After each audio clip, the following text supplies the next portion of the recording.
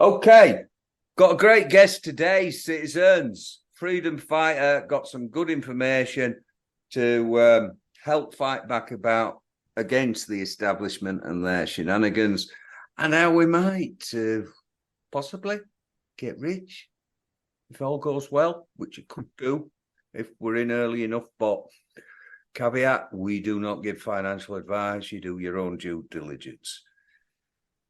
For audio listeners, you won't see this, but there's a flip chart here.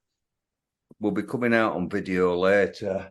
The revolution will not be centralised. That's a pun I didn't make up.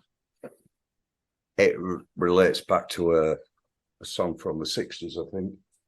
Anyway, before we crack on, I just want to mention that I've met Toshi and I heard a talk from him in a room a few months ago.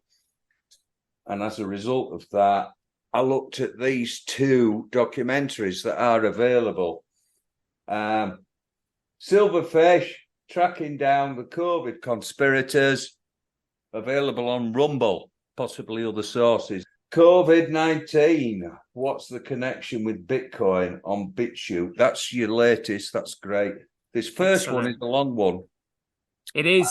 Yeah, that was more just sheer desperation to try and explain to people that this wasn't a conspiracy theory. This is absolutely real. And I knew that nobody would believe me. So I literally just had to put as much evidence in there as possible so that people could actually see it for their own eyes. So I thought to myself, they're not going to believe it unless they can see it. And yet, Rockefeller was right in his secret covenant when he said, an illusion it will be so large, so vast, those who will see it will be thought of as insane. So even those people who see the documentary now, they literally just think, you're nuts. And I'm just like, you can't win with some people, so you literally just have to, I'm really grateful for any people like yourself who can actually see the bigger picture here, because it's just, it's really quite, it's really quite traumatic when you know what's going on. It is indeed. Been aware some time, but some of your information in relation to what's coming up was new to me. It's a lot to digest, citizens. We'll start here, I assume. I'll leave it with you now. I might have a couple of questions later on. Yeah, sure, yeah. I'll flip pages for video viewers as we move on. So I may as well start. Well, again, what I'm trying to do is I'm trying my best to explain to people I'm trying to explain to people what this is, but also how important this is. And literally, money has to be a commodity. It has to be common to everyone. If someone controls a medium of exchange, it is a security. It's not money. And the reason it's so important is this: we either have literally a totalitarian, tyrannical, one world government, or we have a one world common money. And it's the use of a common money that prevents a one world tyrannical dictatorship from getting into power, because they can't control the medium of exchange. It's literally, the medium of exchange. We either have a common money used by the people to create government that then works for the people, or government will create currency to control the people. They are literally the only choices that we have. But because the powers that be have made education all about transgenderism and sexualizing children and all this kind of crap, they've made people ignorant of economics. And I just sort of always thought everybody knew about this, because everybody seemed to be carrying on blissfully unaware of what this thing was. And I was just like, what am I missing here? Why is it everybody else seems to get this and I don't? And then I realized that actually people don't get it. They're just walking around in, ignorance is bliss kind of thing. But I never ever thought I'd be in this situation where it would be so important, and that our lives would depend on it. So yeah, here we go. So we've got. Is your background in economics, or have you just had an interest in it? Have you been involved in the financial system? I did financial services, but to be honest with you, any professional qualification and education just simply indoctrinates you into their financial system. So it doesn't actually really benefit you. I mean, I sometimes tell people, yeah, I've sort of studied financial services and at university, but I mean, to be honest with you, I only really do that to give myself a little bit of credibility. But to be honest with you, I learned nothing compares to this. So really, it was just literally having a genuine interest in helping and supporting small businesses, because if a small business is using a medium of exchange that is effectively toxic and therefore going down in value, unless you can increase your prices in line with inflation or somehow reduce your overhead costs in line with inflation, you're constantly fighting an uphill battle to stay profitable and in business. And, it's choice that gives us freedom. If there is no choice, there is no freedom. So we need to encourage lots of small, independent, small businesses and enable them to survive and thrive. And the only way we can do that is if we're using an asset as a medium of exchange. And an asset just simply needs to be fixed in supply. That's it. If it's fixed in supply, it means that nobody can inflate it or deflate it. And as more and more people come into the market to use it as a medium of exchange, it just simply increases in value. So it means that small businesses can then survive and thrive. That's really it. It's really quite simple. But since the powers that be have created World War II to basically steal all the gold, which was the medium of exchange that the world was using prior to that, they were just like, right, now we've got the gold, we can probably conquer the world and fulfill our religious prophecies. Of a tyrannical one world government, which is absolutely horrendous for anybody who they don't consider to be the chosen people. But then luckily for us, Bitcoin has come along, which commoditizes digital data. So when you've actually got digital data that's a commodity, it means that you can actually transfer value and use it as a means of exchange as fast and as efficient as light and all around the world. So you've literally got a true medium of exchange that can be used for global trade. Whereas at the moment, global trade, literally the entire world economy as we know it, runs on securities fraud. So it's which they control. So it's really quite dire, the situation we're in. But hopefully there is a way out, which is Bitcoin. The end of the tunnel. Yes. Hopefully. Indeed. Do you want me to go over that a little bit, the Nixon-Shock Bretton Woods Agreement? Did you what? It's up to you. Do you want to cover goods, services, securities, commodities, or do you think? Yeah. Well, let's go over them quickly. Yeah. So quickly, So Economics 101. Literally, there are only 4 things that circulate within an economy. You've got goods that are manufactured. You've got services that are provided. You've got securities that are certified secured entitlement, and they are therefore granted by a higher authority, a centralized power. And then you've got commodities that are just simply common to everyone. So they're therefore, extracted or grown. So if you were to actually use a medium of exchange outside of bartering, which is just sort of, one-to-one trading, if you were to use a medium of exchange within an economy, the only thing it can be out of those 4 things is a commodity. Because nobody controls it, nobody manufactures it, nobody provides it. It is literally common to everyone. And it has to have a use case. So the word commodity is just simply an amalgamation of 3 words. It's something that's common, that's then been itemized and then uniquely identified. And once it's uniquely identified, it means that you can say that it actually belongs to you, and therefore you can use it as a medium of exchange in the transfer of goods and services. And I'll just touch on currency there quickly. So whereas with the word money is a monopoly commodity, so when a commodity, because it's economically competitive, monopolizes a market due to its ability to be used as a medium of exchange, it becomes a monopoly commodity and recognized as money. That's what money is. Whereas a currency is a circulating security, and again, a security is issued by a higher authority that grants your entitlement to that value, whether it's a piece of land, or whether it's a bit of gold, whether it's share ownership or something like that. So if you remove the asset or whatever the entitlement is from that security, it securitizes you to absolutely nothing, which is securities fraud. And so if you remove money from currency, and again, currency is a circulating security because a current flows and circulates. So when you try to sort of make a word out of a circulating security, the best word you come up with is currency. So currency is meant to transfer and transport the value of the commodity. So if you remove the money from currency, you end up with securities fraud, and that is what we're dealing with at the moment, which is insane. So effectively, these people that print the currency that has no value, there's nothing they can't afford, there's nothing they can't buy, there's no politician they can't bribe, there's no hitman they can't pay, there's nothing they can't do. So this is why literally, if you understand how big this conspiracy is, the way we stop it is by stopping them from using their securities fraud. But in order to do that, we have to understand money and understand Bitcoin. Yeah. I just want to apologize in case later I get mixed up with my terminology. I do sometimes interchange the words money and currency. So if I mess up later, which I likely will, we've established that framework now.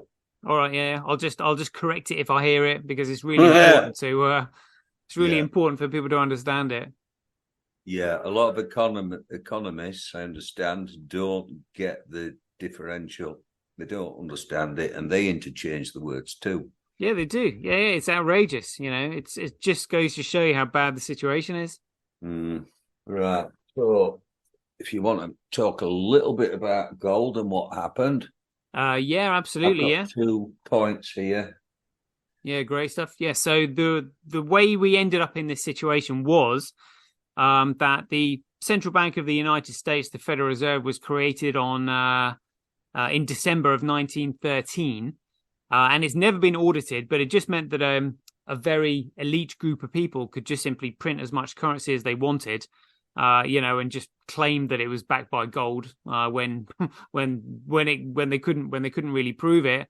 But when you can print an infinite amount of currency, what you can do is you can create a war to then drain other countries of their money, which is their asset and their value. So effectively, asset strip them by creating a war, which is what I suspect they did in the Second World War. So they financed Hitler to get him to instigate a war in Europe, where they supplied both sides. So effectively what they were doing is they were draining the European countries of their gold reserves, which resulted in the Bretton Woods Agreement of 1944, where the US, these group of elites, turned around to the European countries and said, you now no longer have enough gold in your banks to back the amount of currency you have in circulation.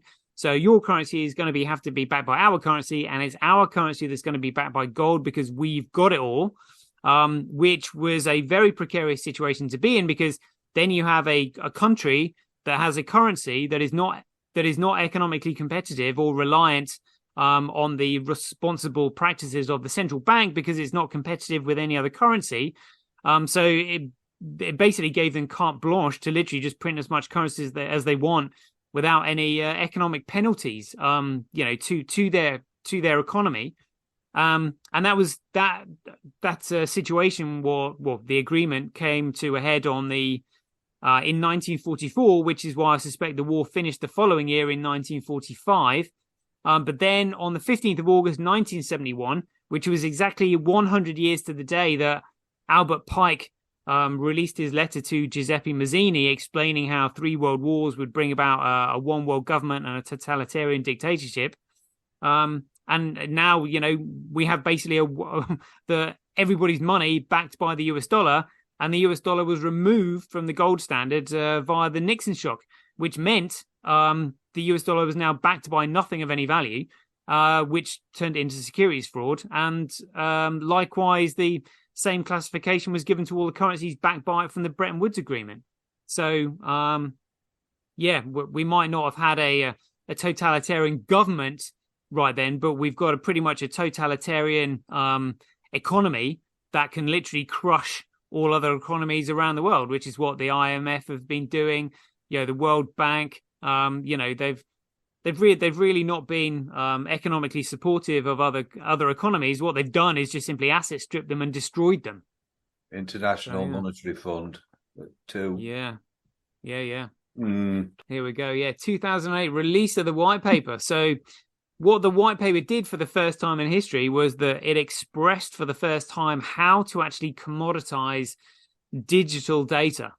So the way it works is that you literally create a program that produces a token that allows you access to the network.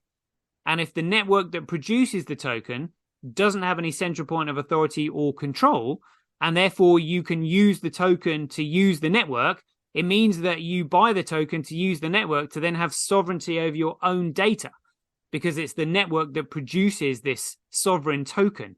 And that's effectively what Bitcoin is. It's a sovereign digital token, because it's extracted from a program that is economically competitive, that produces common accountability, that has a locked protocol, unbounded scale, meaning that limitations and restrictions can't be manufactured, and with a fixed token supply so that nobody can inflate it or deflate it.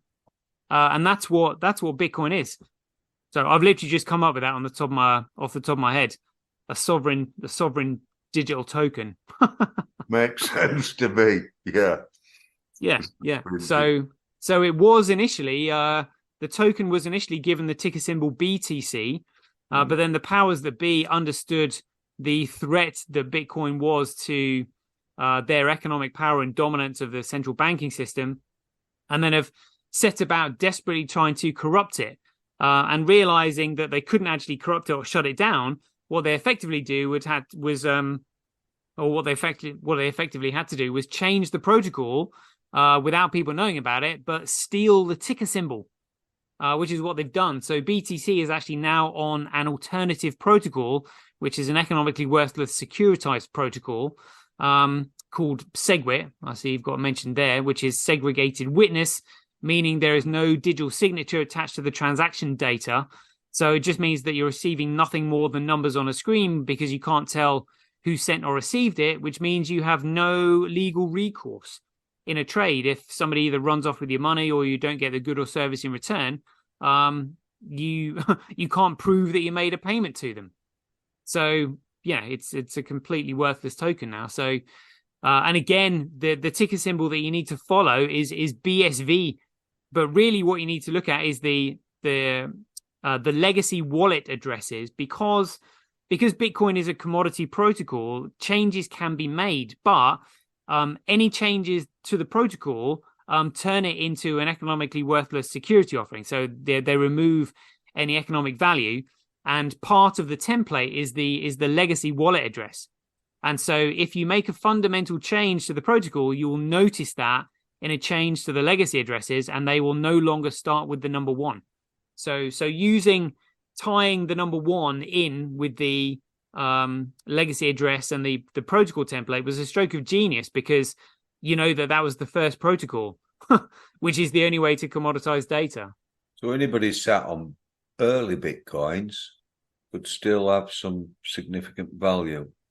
Yeah. So prior to the 24th of August 2017, if you bought a Bitcoin before then, and I think they were about $500 at the time, something like that, you would still have I think BTC is they've pumped up to about $26,000, so still a significant increase, but you would have all the tokens. So you basically you would have what they call an unsplit token. So you would have one Bitcoin that contained all the various Bitcoin protocol forks that they'd created. So in order to spend it, you would then have to split it into the three chains. So yeah, if you bought Bitcoin early, you'd be sitting pretty by now. Yeah, if you hadn't cashed it in or lost it with the SegWit thing. But yeah, but if you got it early and you still sat on it, it's still sovereign, isn't it? Well, the BSV token in there is sovereign, because that's the original one. So yeah, you would still have a genuine Bitcoin, but again, because most people don't understand Bitcoin, all they simply do is follow the market price. But the reason I'm telling people about this is because if you are holding that, and you think it's got any long-term value proposition, I need to educate you on the fact that it doesn't, because the signatures on the transactions have now been segregated. So if you've bought that recently, thinking that it's Bitcoin, then you've been defrauded. From 2017, if you've still got earlier stuff, it's still of substantial value, is it not? Yeah, absolutely. Yeah. That's what I thought. Segregated witness, segue, how they were running scared, weren't they? And the tracks stopped it. Well, yeah, I guess personally, I think what they did is when they hijacked it with Segwit, I suspect that they probably thought Bitcoin wouldn't be around by now, and that they would have installed a totalitarian dictatorship, which meant that they wouldn't have to worry about this. But that seems to have failed so far anyway. Hopefully people aren't going to be foolish enough to fall for this second lockdown that they appear to be trying to bring in. It's out there in the wings, isn't it? Threatening us as if they're going to try it again. Hopefully, there's more people. We'll just see through it. Not the majority, but a sizable enough minority. But they can't get away with it. We're never going to get a majority. The majority are muppets. Yep. Yeah. But if there's a sizable minority that just say, no, we're not having it, then hopefully we can stop it. If it happens. Because they watch too much BBC News, they trust the establishment, they pay. They can't independent think. They can't free think. They take all their information, all their trust from, media, legacy, mainstream media. They say it, so it's probably true. Without even thinking, they've lied and lied and lied and lied. Did Saddam have any weapons of mass destruction? Turns out not. I mean, personally, I think Tony Blair should have been long in jail for war crimes. Maybe we'll catch up with him later on, along with a few others. Let's hope so. That concludes part 1 of our Toshi trilogy. Part 2 coming up. Stay tuned.